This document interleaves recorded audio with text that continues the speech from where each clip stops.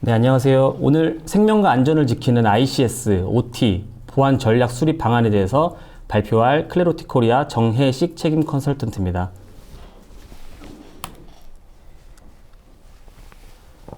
저는 ICS, OT 관련된 그 사이버 보안 자격을 국내에서 유일하게 갖고 있고요. 기존에 이제 ICS 벤더에서 사이버 보안을 담당하고 있었습니다.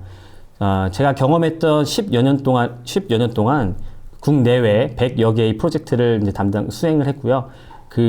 여러 가지 이제 케이스들, 그리고 지금 최근에 저희 이제 국내에 도입되고 있는 저희 솔루션에 대해서 말씀을 드리고자 합니다. 일단 ICS, OT라는 표현을 굉장히 많이 사용하고 있습니다. 그 OT라는 거는 결국에는 운영 기술, 굉장히 큰 범위로 저희가 해석을 할 수가 있고요. OT 안에 대부분의 메인 시스템을 담당하고 있는 ICS, 즉 산업 제어 시스템들이 저희가 ICS라고 표현, 혹은 또 다른 표준에서는 IACS 이렇게 혼용해서 사용을 하기도 합니다.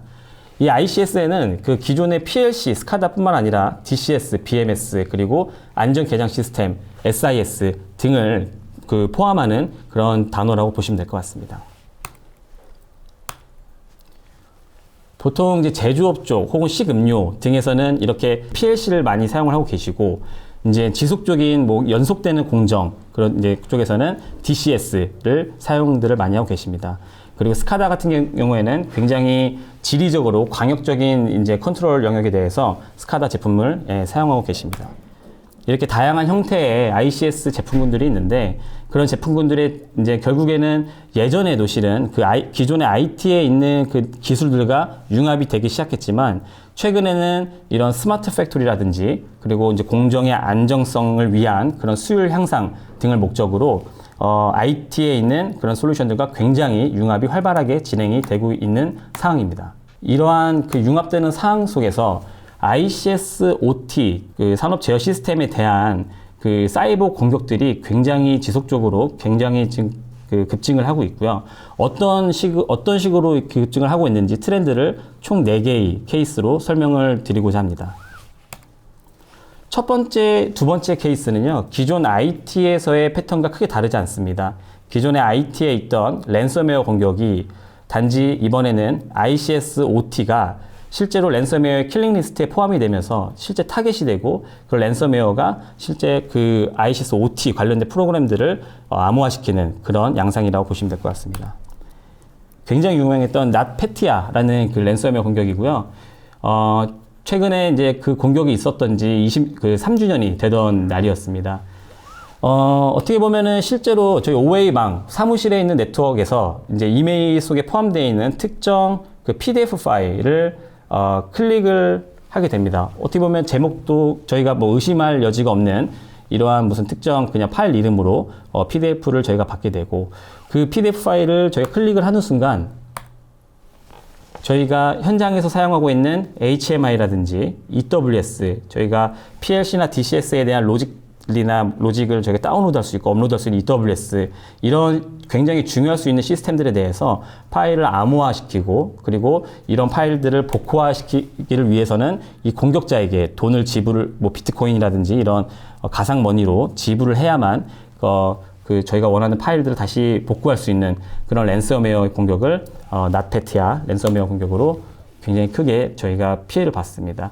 와이어드라는 이제 그 단체에서 발표한 보고서에 따르면은 이 낫페티아가 초래한 총 손해액이 당시 100억 달러, 환율 저희 국내로 12조 원 이상의 피해를 준 것으로 파악을 할 수 있었습니다. 이러한 낫페티아 공격에 대해서 굉장히 아쉬운 점이 뭐냐면, 이 공격은 이제 이터널 블루라는 그 취약성을 이용해서 침해가 된 사건인데요. 실은 이러한 사고가 일어나기 전에 저희와 같은 클래로티, 이런 CTD, 이런 저희 ICS, OT 전문 솔루션이 도입이 되었더라면 이러한 취약점들을 이미 파악을 하고 있고, 그리고 해당 그런 랜섬웨어 공격에 대한 룰을 확보를 하고 있기 때문에 그런 보안 사고가 일어나기 전에도 일단은 우리 현장에 있는 그런 뭐 계장에 있는 혹은 컨트롤러라든지 뭐 HMI, 뭐 EWS 이런 ICS OT 자산들에 대한 취약성들을 저희가 관리할 수가 있고, 심지어 실제로 그런 공격이 일어났을 때 그 특정 뭐 취약성에 대한 패턴이 발생을 했을 때 얼럿을 띄움으로써 그런 보안 사고를 알리는 이러한 체계가 준비가 되었으면 하는 아쉬운 점이 있었던 점입니다. 두 번째로는 얼마 전에 있었던 혼다 전 세계 공장 셧다운 사고입니다. 몇 달 전이죠. 6월 달에 혼다 미국 그리고 이제 남미에 있는 그 자동차 및 뭐 오토바이 공장에 아까 첫 번째와 마찬가지로 랜섬웨어 공격을 그런 공격을 당하게 됩니다. 이번 공격은 그 어떻게 보면 익숙하지 않았던 이제 이름의 스네이크 랜섬웨어라는 공격으로 추정이 강하게 되고 있는 부분이고요. 이러한 공격도 결국 랜섬웨어 성향의 실제 HMI나 EWS 이런 PC들을 OT에 있는 PC들을 암호화시키고 그 정상적으로 사용하지 못하게 함으로써 실제 현장에 있는 그 운영 중인 그런 그 제어망을 셧다운을 시키고 혹은 뭔가 복원을 해야 하는 그러한 큰 피해를 준 사례가 되었습니다. 실제로 혼다 같은 경우는 참 아쉬운 게 이번에 그 스네이크 랜섬웨어 공격뿐만 아니라 그 3년 전에 굉장히 유명했던 워너크라이 공격을 또 받았던 기업이기도 하고요. 뿐만 아니라 이제 그 르노, 그리고 닛산, 그리고 반도체로 유명한 TSMC 등 수많은 OT 공장이 이런 워너크라이 공격으로 공정 생산에 영향을 받게 되었습니다. 이러한 그 ICS OT에 대한 보안 사고에 대해서 나오는 권고로는 여러 가지가 있지만 특히나 이제 네트워크 세그멘테이션을 강조를 많이 합니다. 네트워크 세그멘테이션은 저희 ICS OT에서는 퍼듀 모델 이제 스트럭처라 그래가지고 기존에 저희가 제일 어떻게 보면 ICS OT 자산의 핵심이죠. 컨트롤러, PLC나 DCS, RTU 이런 컨트롤러가 레벨 1 그리고 그런 컨트롤러에 대한 값들을 모니터링하고 이제 저희가 리드 혹은 개입을 할 수 있는 HMI 그리고 로직을 다운로드, 업로드 시킬 수 있는 그 EWS 혹은 OPC 등이 포함된 게 레벨 2. 그 다음에 이제 히스토리안 그리고 뭐 MES 인터페이스 혹은 DB 서버 등이 포함되어 있는 레벨 3. 그리고 이제 OA망에 있는 레벨 4, 마지막으로 아예 외부에 있는 자산들, 익스터널을 총 저희가 레벨을 나누어서 퍼드 모델이라고 부릅니다. 이러한 레벨의 성향에 따라서 실제로 ICS OT 이런 계장에서 필요한 컨트롤에 꼭 필요한 그런 통신에 대한 트랜스미션만 허용을 하고 나머지는 제한을 하고 이런 것들이 명확하게 이루어져야 된다는 점이 이 네트워크 세그멘테이션의 핵심이라고 보실 수 있을 것 같습니다. 클래리티 솔루션을 이용하면은 이러한 여러 뭐 적게는 수십 개, 수백 대에서 많게는 수천 대, 수만 대까지 다 굉장히 양적으로도 많은 이러한 ICS OT 제품군들을 레벨 1, 2, 3 그리고 이제 그 OA망 이런 식으로 자산을 딱 배치를 시킴으로써 실제 어떤 통신이 일어나고 있는지 그런 통신에 대한 내역들을 제공을 해주고 있습니다. 그 밖에 이제 각각의 자산에 대해서 이제 뭐 기본적인 IP라든지 MAC 그리고 벤더명뿐만 아니라 실제 그 자산에 대한 모델, 펌웨어 버전 그리고 시리얼을 저희가 가시성을 제공을 드리고요. 그리고 여러 가지 그런 뭐 취약점이라든지 그리고 이제 뭐 접근에 대한 그 취약한 이런 것들을 종합해서 그 자산에 대한 리스크 레벨 그리고 각각 퍼듀 레벨 그 레벨에 따른 그 크리티컬리티 이런 중요성들을 저희 클래리티 CTD가 제시를 합니다. 이러한 솔루션들이 실제 이렇게 역할을 하려면은 기본적으로 ICS OT에서 사용하고 있는 프로토콜에 대한 이해를 저희와 같은 시스템이 할 수 있어야 이런 솔루션을 제공을 할 수 있습니다. 그러려면은 결국 뭐 특정 뭐 ICS 밴더의 프로토콜을 단순히 해석을 해서 뭐 기본적인 뭐 IP, MAC 이런 것만 보여주는 게 아니고 굉장히 심도 깊은 그런 그 DPI 엔진으로 그 해석 OT 프로토콜 해석을 해서 실제 PLC나 DCS 이런 컨트롤러에 렉 슬롯 개념, 각각의 슬롯마다 또 펌웨어 버전 이런 게 다를 수가 있거든요. 그런 버전들에 대해서 각각에 맞는 취약점 그리고 현재 어떻게 보면 보안적인 관점뿐만 아니라 운영적인 관점에서도 우리 현장의 각각의 그 PLC에 대한 슬롯 이런 정보들을 저희 가시성을 확보할 수 있음으로써 굉장히 디테일하고 현실성이 있는 그런 보안 사고에 대한 대응을 할 수 있다고 보실 수 있습니다. 마찬가지로 이러한 워너크라이라든지 이터널 블루 이러한 패턴들이 또 발생을 하게 된다면 저희 클래리티 솔루션을 통해서 동일한 패턴에 대한 그런 얼럿, 경고가 발생을 하게 되고요. 뭐 나아가서는 연동되는 심이라든지 혹은 뭐 연계되는 그런 뭐 저희 이메일 서비스라든지 등을 통해서 저희가 경고를 받아볼 수 있는 체계를 갖출 수 있습니다. 이제 세 번째, 네 번째는요, 그 기존의 첫 번째, 두 번째처럼 랜섬웨어 공격이 아니고 이제 실제 ICS, OT 이 컨트롤러에 대한 직접적인 그 타겟 향의 그런 공격 패턴이라고 보실 수 있을 것 같습니다. 이것도 최근입니다. 올해 일이고요. 이스라엘의 수처리 공장 중에서도 상수처리 쪽에 대한 그 부분에 대해서 공격 침해가 있었습니다. 실제로 이제 지난 4월달 그 주말이 낀 이제 이스라엘에서는 금토가 이제 어떻게 보면 저희로 치면 토요일 그런 주말인데 딱 그 주말 운영에서 약간의 이제 그 모니터링이 조금 덜 되고 있는 주말의 시간을 이용해서 그 여러 가지 그 공정 중에 특히 마지막 가정이나 이런 실제 저희 학교 뭐 기업으로 나아가기 직전에 그 상수원에 대해서 염소 농도를 이용해서 그런 뭐랄까요 소독을 하는 과정이 있습니다. 그 염소하는 그 과정을 외부에서 공격자가 접근을 해서 실제로 그 농도라든지 이런 제어적인 측면에서 건드렸던 그 액션이 디텍이 되었습니다. 만약에 다행히도 이러한 염소 소독 과정에 대한 그런 외부의 공격이 최종적으로 실패를 해서 중간에 디텍이 돼서 지금처럼 이제 다행히 현재에서 멈출 수 있었지만 이러한 공격들이 만약에 성공을 하게 된다면 저희가 사용하고 있는 그런 상수원 이런 것들이 염소 이런 농도가 높아지게 된다면 굉장히 끔찍한 그런 사고를 저희가 맞이할 수 있는 그런 부분이 될 수 있겠습니다. 이번 사고는 그 예루살렘 아미라고 하는 팔레스타인 해커 그룹이 자신들의 소행이라고 주장을 하고 있습니다. 그 뒷받침의 근거로 실제로 그 상수 처리에서 사용하고 있는 그 HMI에 대한 화면, 스크린샷 등을 이렇게 게시하기도 하였습니다.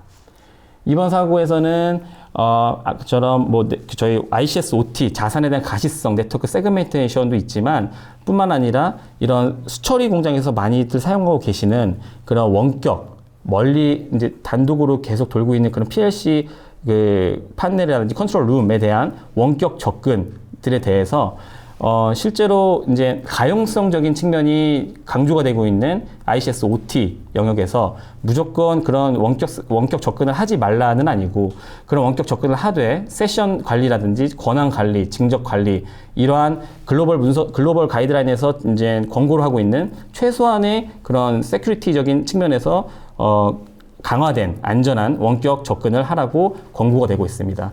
클래리티 솔루션은 그런 위협한 그 디텍뿐만 아니라 이런 SRA라는 제품군으로 이런 안전한 보안적으로 안전한 그 원격 관리 이 솔루션을 제공을 하고 있고요. 저희 솔루션 같은 경우에는 세션 권한 징적 관리뿐만 아니라 그 작업 엔지니어 보통 실제 ICS OT에서는 특정 엔지니어 뭐 서울에 있는 엔지니어가 현장 울산 뭐 여수에 있는 현장에 있는 특정 PC로 원격으로 접근하는 경우도 실제로 이제 일어나고 있고요. 혹은 내부에서 내부 이제 항상 이렇게 들어갈 수 없는 그런 장비에 대해서 원격으로 또 접근해서 그런 엔지니어링 작업을 하는 경우가 있습니다. 이런 엔지니어링 작업에 대한 자동 녹화 그리고 그 저장을 하는 기능이 또 포함이 돼 있어서 굉장히 좋은 반응을 겪고 있습니다. 마지막으로 이제 사우디 정유사 공정 셧다운 사례입니다.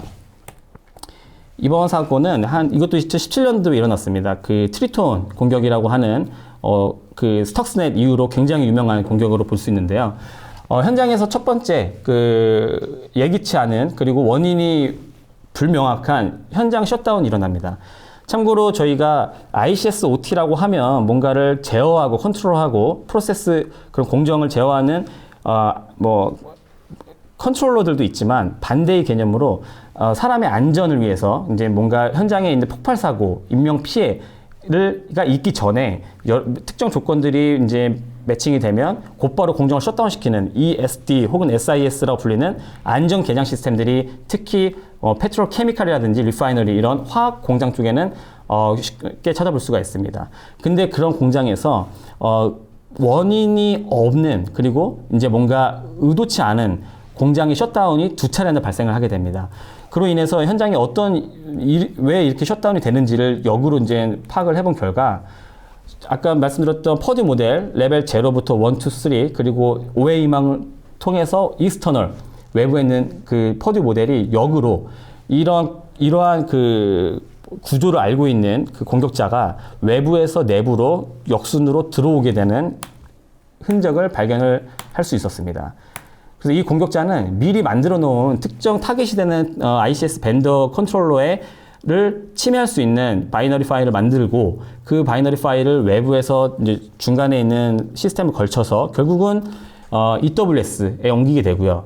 EWS에서 마지막으로 그 ICS 그러니까 그 컨트롤러 안전 개장 시스템 컨트롤러에 다운로드를 함으로써 실제로 트리스톤 UDP 1502 포트를 이용해서 특정 그 SIS 컨트롤러를 침해를 하는 이런 사고가 있었습니다. 이 안전 개장 시스템이 침해가 되면 굉장히 위험할 수 있는 게 공장의 셧다운뿐만 아니라 이거를 더 이제 악용을 하면은 실제 원래는 폭발, 뭐 익스플로션 이런 것들을 이제 있기 전에 셧다운 시키려고 만든 이런 시스템을 악용을 하면은 공장을 터뜨리게 저희가 이제 매니지를 할 수 없는 스코프로 넘김으로써 공장을 터지게 될 수 있고 실제로 그로 인해서 인명 피해를 발생시킬 수 있는 굉장히 끔찍한 사고라고 파악을 하고 있습니다. 이러한 사고에 무방비하게 당시에는 이제 그 공격 침해를 당했지만 클래로티 이런 CTD 서버가 이제 투입이 됨으로써 지속적인 이제 위협 탐지를 하게 된다면 이런 식으로 외부에서 이제 그 내부로 접근하는 이런 과정들을 실시간으로 저희가 모니터링해서 볼 수가 있고 해당 그런 그 공격 이벤트들을 이벤트 체인으로 엮어서 이제 그 커즌 이펙트 아날리시스를 할 수 있도록 이렇게 저희가 이제 얼럿을 띄워드리고 있습니다. 그리고 이제 외부에서 내부로의 접근뿐만 아니라 실제로 그 EWS를 통해서 최종 컨트롤러에 어떤 이제 파일을 다운로드를 내렸을 때 그 패턴을 탐지를 해서 트리톤 말웨어라는 패턴과 매칭이 된다. 그러면 굉장히 이상하고 이거는 이제 즉각적으로 처리가 필요한 그런 부분이라는 경고를 띄워주게 됩니다. 더 이제 뿐만 아니라 실제 그 경고에 이제 디테일하게 들어가면은 해당 피캡 패킷들을 저희가 로우하게 캡처를 받을 수 있고 이후에 이제 이행될 수 있는 그런 이제 포렌식 작업이라든지 그런 포스트 액션에 대해서 저희 클래리티 솔루션은 이렇게 피켓까지 제공을 해드리고 있습니다. 이러한 공격들은 굉장히 많은 언론들에서 표현하고 있지만 세상에서 만들 수 있는 가장 진짜 끔찍하고 살인적인 말웨어다라는 표현으로 기사에서 볼 수가 있습니다. 이러한 그 안전 개장 시스템이 타겟이 성공이 되었더라면 실제 이 사고는 ICS OT 보안 사고는 아닙니다. 실제 안전사고, ICS 아까 같은 개장 시스템 그런 안전사고에 대한 이제 그 케이스인데요.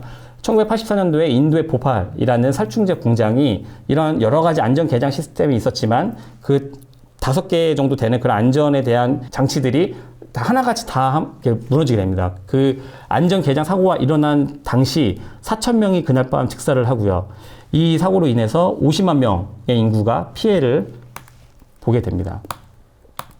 뿐만 아니라 체르노빌 그 핵시설에 대한 사고 그리고 텍사스 뭐 BP 리파이너리 이런 사고들도 결국은 안전 개장 시스템들의 여러 가지의 그 안전 개장 시스템들이 순차적으로 무너짐으로써 어떻게 보면 저희와 이제 표현을 하자면 ICS OT 보안 관점에서 이런 안전 개장 시스템들을 침해를 함으로써 이렇게 공장의 폭발 그리고 이제 어마어마한 경제 손실뿐만 아니라 인명 피해, 환경 오염 그리고 이제 그 기업에 대한 이미지에 대한 그 저하 그런 여러 가지 광범위한 포인트에 대해서 굉장히 큰 피해를 줄 수 있는 사고들이라 볼 수 있을 것 같습니다. 마지막으로 이제 ICS OT 보안에 대한 5가지 오해를 소개해 드리고자 합니다.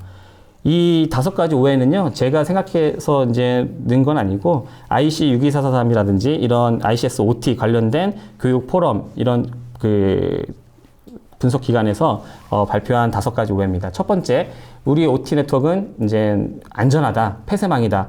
하지만 실제로 이제 현장에 가보면은 이제 저희가 폐쇄망이라고만 여겨지고 있지만 쉽게 역해석을 하면은 현장에 있는 그 프로세스 밸류, 뭐 PV, MV, SV 이런 뭐 현장에 있는 밸류들을 중간에 어떤 과정을 통해서든지 결국 저희 OA망에서 볼 수가 있거든요. 이러한 그 구조는 실제로 완전한 폐쇄망이라고 말하기에는 무리가 있다고 보실 수 있을 것 같습니다. 그리고 이제 두 번째 오해입니다. 우리 공장이나 플랜트에는 방화벽이 있으니 안전하다라고도 하시지만 실제로 현장을 가서 사이트 서베이를 하고 이제 하다 보면은 이러한 방화벽들이 퍼드 모델 전체 레벨 1, 2, 3 그리고 웨이망까지 봤을 때 진짜 저희가 지금 말하고자 하고 있는 제어망 레벨 1, 2 사이에 적절하게 배치가 돼 있지는 않습니다. 설령 돼 있다고 하더라도 그 다양한 형태의 외산 벤더들이 배치가 돼 있는 OT망에서의 그 프로토콜 사용하는 통신 이런 것들을 명확하게 캐치해서 정확하게 그 방화벽 정책을 세우고 그럴 수가 없는 실정입니다. 그런 부분들에 대해서 역시나 클래리티 CTD는 그런 가시성을 이제 제공함으로써 이러한 부분들도 대응할 수 있도록 합니다. 그래서 세 번째죠. 해커들은 이제 ICS OT 시스템들을 잘 모른다고 이제 생각을 하는 경우가 있습니다. 하지만 실제로 저희 다크웹 등을 통해서 이제 제로데이 ICS OT에 대한 제로데이 익스플로이트를 이제 살 수 있고 팔 수 있고요. 뿐만 아니라 이러한 ICS OT 개장에 대한 보안을 악용한 그리고 실제 재현을 하고 시연을 하고 상금이 걸려있는 그런 데프콘이나 블랙햇 이런 컨퍼런스에서 실제로 ICS OT에 대해서 굉장히 취약하고 침해를 할 수 있다는 그러한 현재로서 배경들이 진행이 되고 있습니다.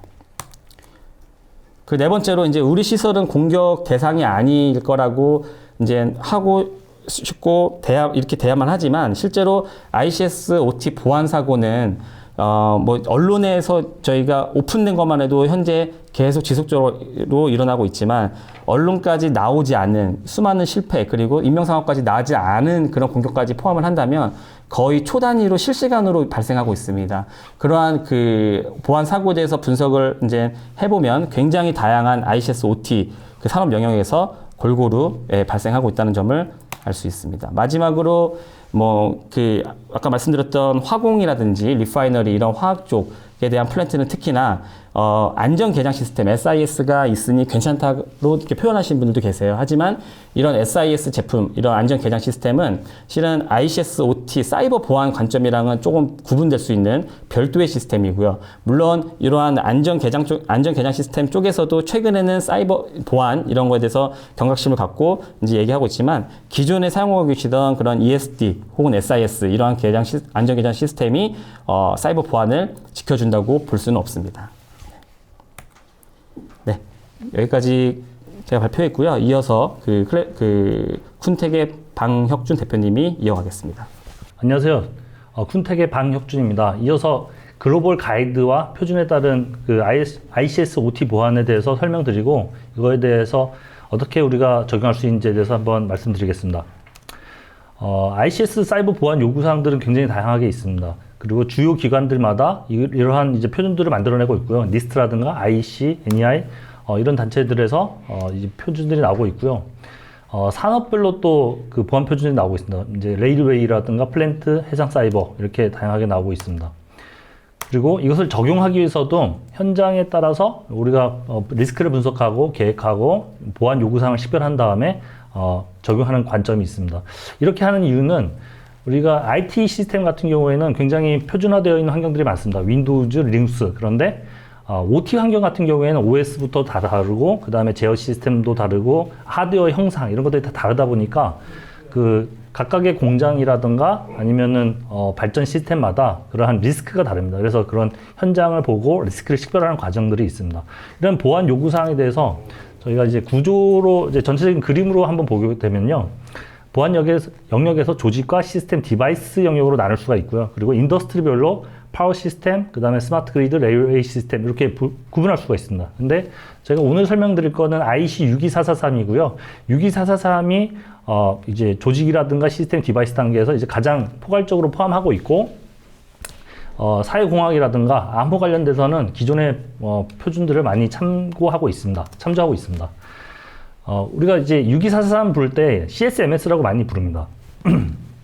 CSMS는 처음에는 ISA Secure라는 단체에서 비영리 단체에서 시작을 했고요. 이 비영리 단체에 포함되어 있는 회사들이 대부분의 글로벌 벤더들, 지멘스라든가 아니면 허니웰 이런 단체들, 기업들이 엔터프라이즈 기업들이 대부분 참여돼 있어서 ISA Secure가 굉장히 이런 OT 보안의 초기 단계부터 이런 보안 표준이라든가 내용들을 준비를 하고 있었습니다.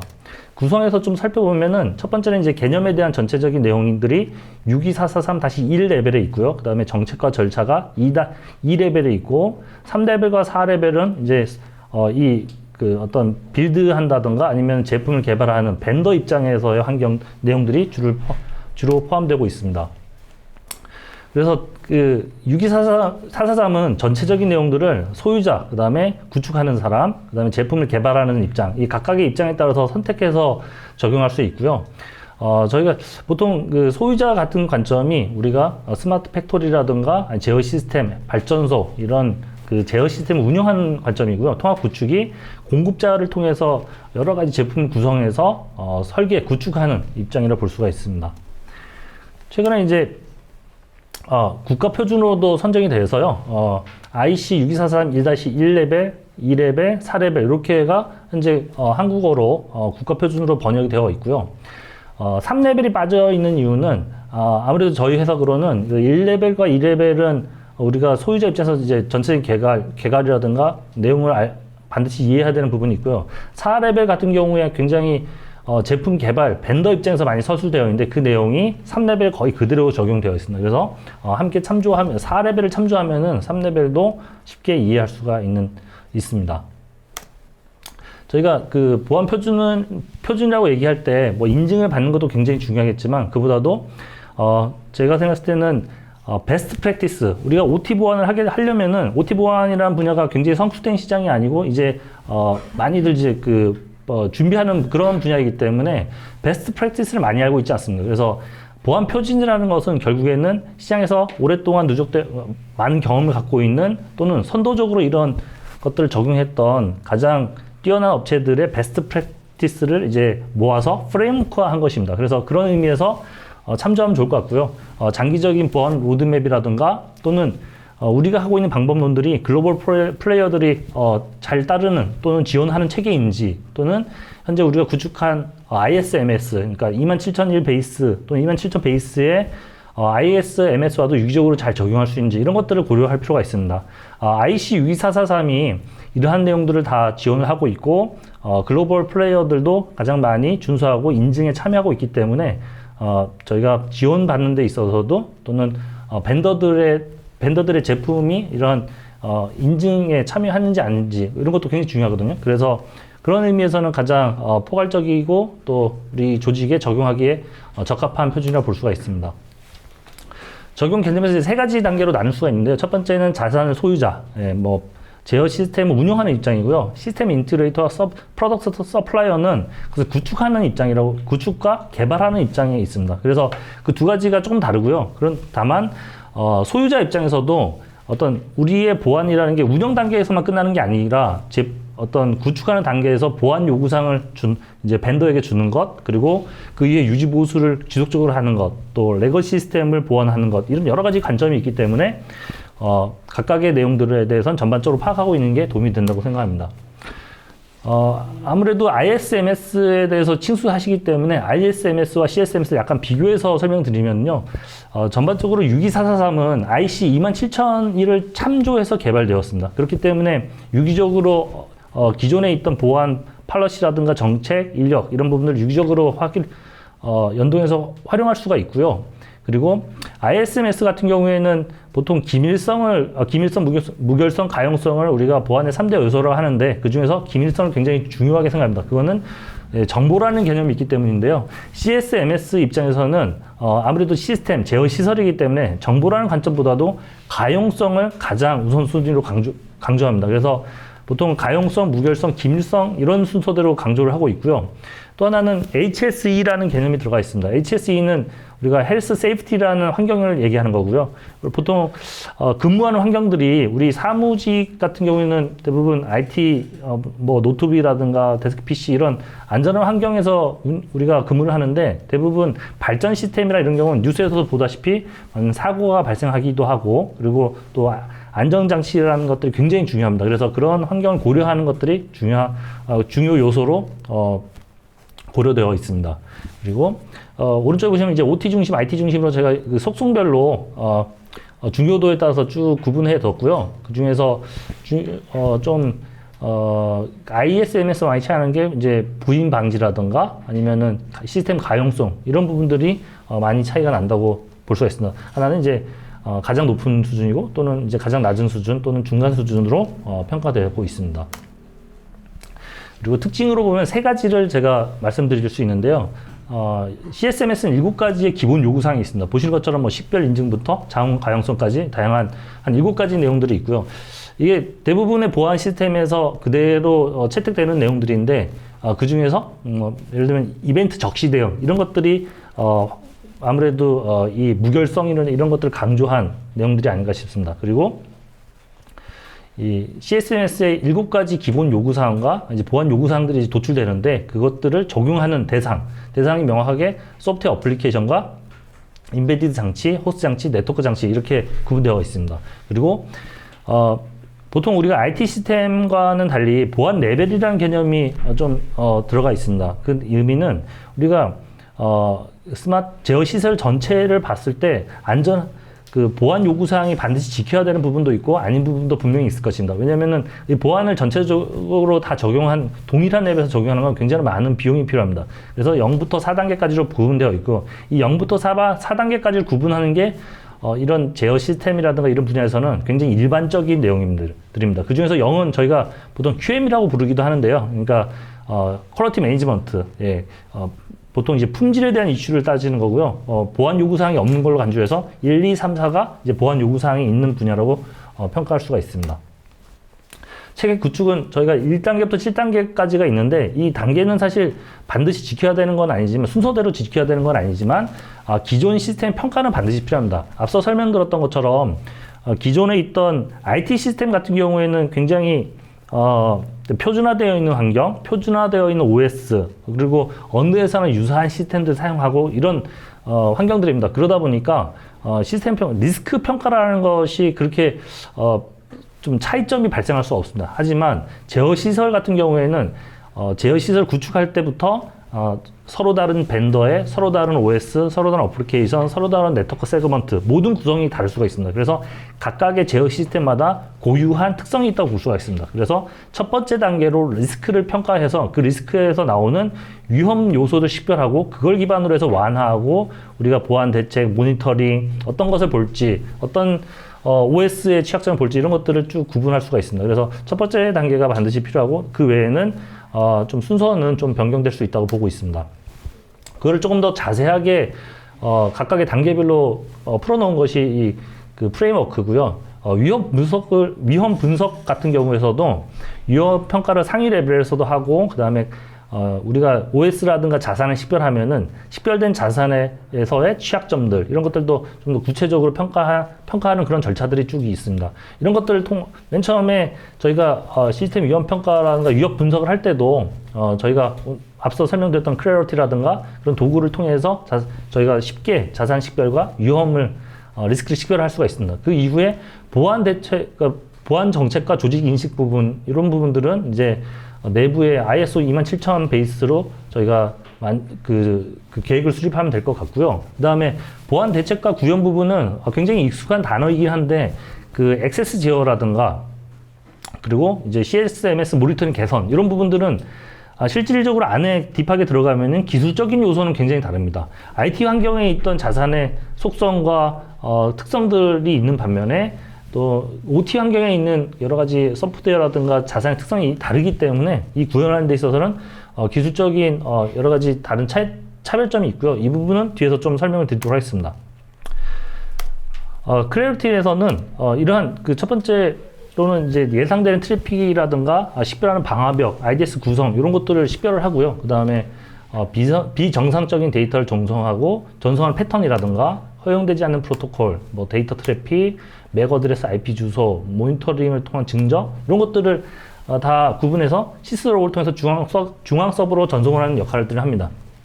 이 내용들이 대부분이 IC62443에서 그 하드웨어라든가 네트워크 호스트 장치에서 보안 요구사항으로 있는 내용들이고요.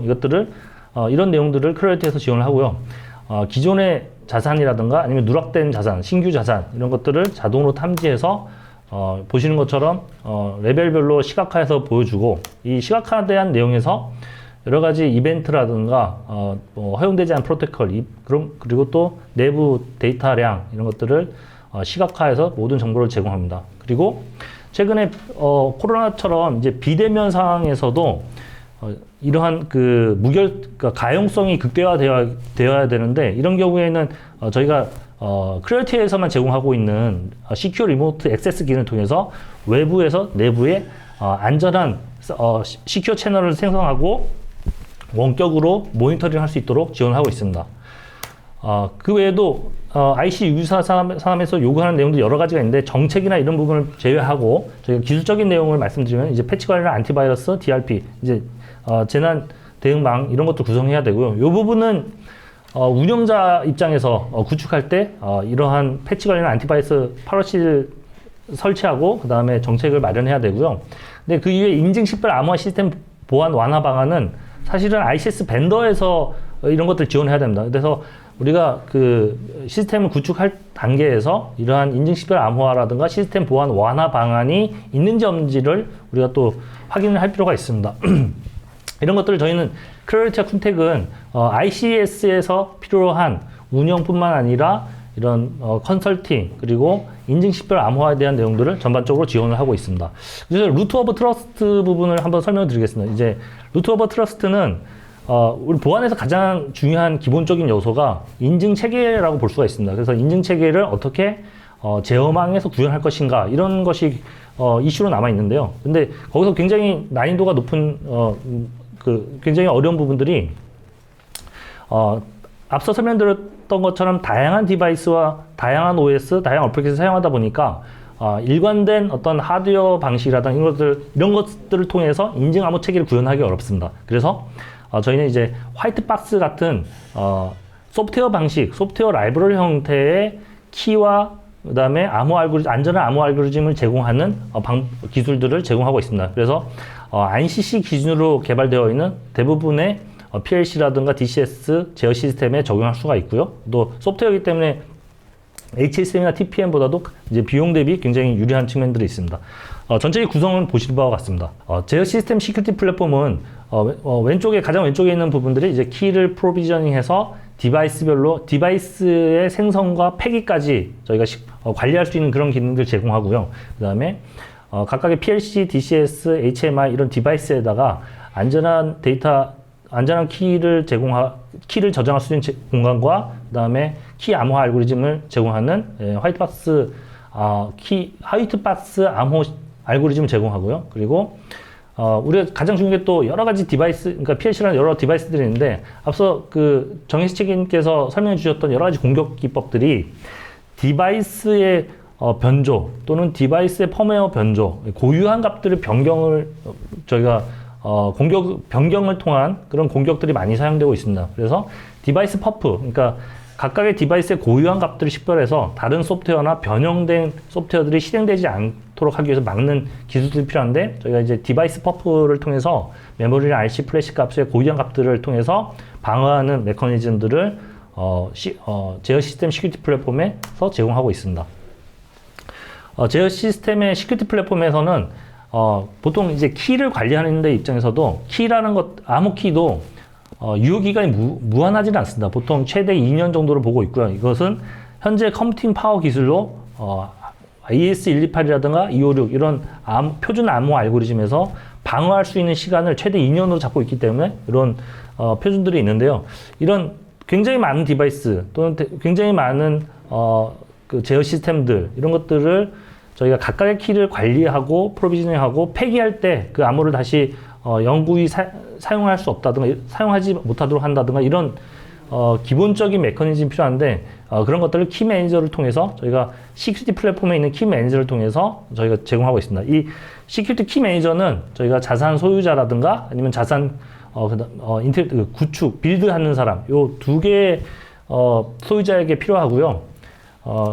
그리고 두 번째로는 화이트박스 암호 기술입니다.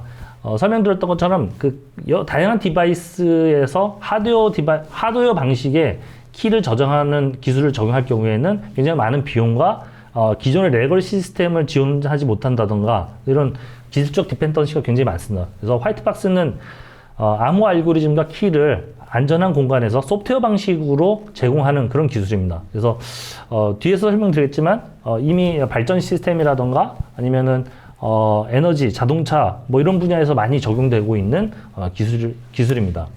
그래서 화이트박스는 전자서명이라든가 표준 암호라든가 소프트웨어 무결성을 검증할 수 있는 MD5, SHA 이런 여러 가지 해시 기술, 해시 알고리즘들을 제공하고 있고요. 이러한 기술을 통해서 소프트웨어의 보안 메커니즘을 적용할 수가 있습니다.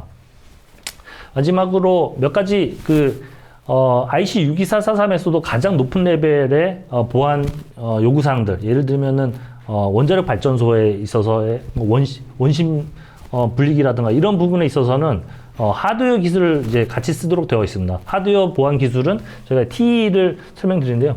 암사 같은 경우에는 하드웨어 기반의 트러스트 존을 이제 구현하는 하드웨어 기반의 기술을 통해서 키를 안전하게 또 암호 알고리즘 안전하게 저장하는 기술입니다. 그걸 통해서 기존의 IIoT 환경에서 또 키와 암호 알고리즘과 데이터 인증 체계를 구현할 수 있는데요. 저희는 이 부분을 저희가 하드웨어 플랫폼과 T를 컨트롤할 수 있는 커널을 함께 제공하고 있습니다. 이러한 기술을 통해서 할 수 있는 것들이 지금 보시는 것처럼 1번부터 6번까지 있는 Secure Boot, 부팅할 때 공격을 체크하는 부분, 파일 시스템 공격이라든가 암호 기술, 그 다음에 드라이버, 저장 데이터, 민감한 저장 데이터를 이제 보호하는 기술. 한 6가지 항목들을 이 T 기술을 통해서 다 보호할 수가 있습니다. 그래서 이러한 T 기술을 통해서 저희가 ICS에서 필요한 암호 인증 체계에 대해서 지원을 할 수가 있습니다. 저희가 앞서 설명드렸던 3가지 정도의 내용들을 각각의 자산의 소유자, 구축자, 벤더 입장에서 한번 표기를 해봤고요. 이제 소유자 입장에서 크리에이티 같은 통합 OT 보안 관제 솔루션이 반드시 필요하고, 그 다음에 시스템 인테그레이터 입장에서는 키 매니저와 화이트박스 암호, 그리고 프로덕트 서플라이 입장에서는 퍼프와 화이트박스 암호, 이런 각각의 기술들이 필요하고요. 쿤텍과 크리에이티는 OT 보안 교육과 컨설팅 이것들을 함께 제공하고 있습니다. 저희가 올해 9월에 진행했던 교육이고요. IC 62443 교육을 저희가 전반적인 오버뷰와 그리고 각각의 1단계, 2단계, 3단계, 4단계 각각의 단계마다 필요한 요구사항들, 보안 요구사항들, 기본 요구사항들을 저희가 해석해서 설명하는 교육이었고요. 많은 분들이 참여해 주셔서 아주 성공적으로 완료했습니다. 저희가 올해 하반기 한 11월, 12월에도 한 번 더 계획을 하고 있어서요. 이런 교육을 진행할 때 다시 한번 안내를 하도록 했습니다. 마지막으로 저희가 크리에이터 쿤텍의 OT 보안 솔루션을 도입한 사례를 설명드릴 텐데요. 첫 번째는 해양 재생 에너지 분야입니다. 이게 우리가 잘 알고 있는 풍력 발전 시스템 같은 건데요.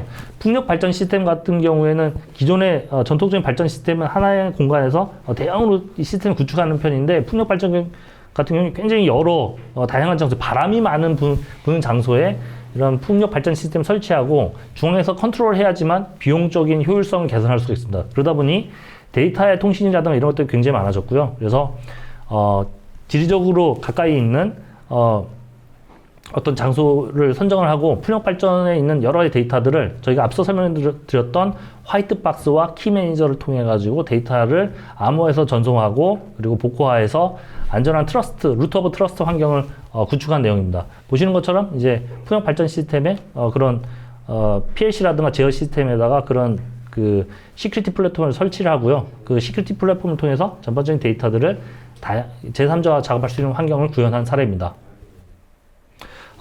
이어서는 국내 제조기업의 크리에이티를 도입한 사례인데요. 그 프로젝트에 실제로 참여하셨던 정혜식 책임님께서 설명을 해 주시도록 하겠습니다.